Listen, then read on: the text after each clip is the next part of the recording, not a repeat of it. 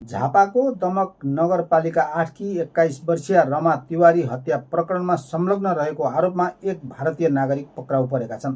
घटना भएको करिब 10 दिनपछि प्रहरीले अनुसन्धान टुङ्ग्याउँदै मुख्य आरोपितलाई नियन्त्रणमा लिएर सार्वजनिक गर्ने तयारी गरेको छ। करिब 30 वर्षीय उनी पण्डित थरका भारतीय नागरिक हुन्। उनलाई जिल्ला प्रहरी कार्यालय झापाले अहिले भर्खरै सार्वजनिक गरेको जनाइएको छ।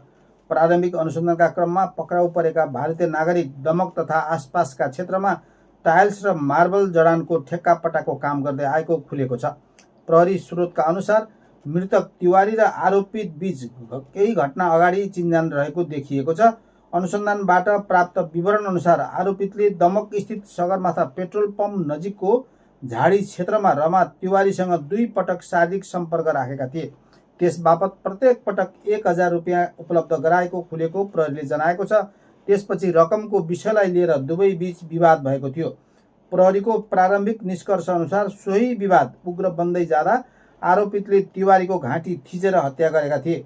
हत्या पश्चात घटनालाई लुकाउन शवलाई मोटरसाइकलमा राखी दमक नगरपालिका 10 स्थित सेतुमारी क्षेत्रमा रहेको रतुवा खोलाको पुल मुनि लगेर फालिएको अनुसन्धानबाट खुलेको छ।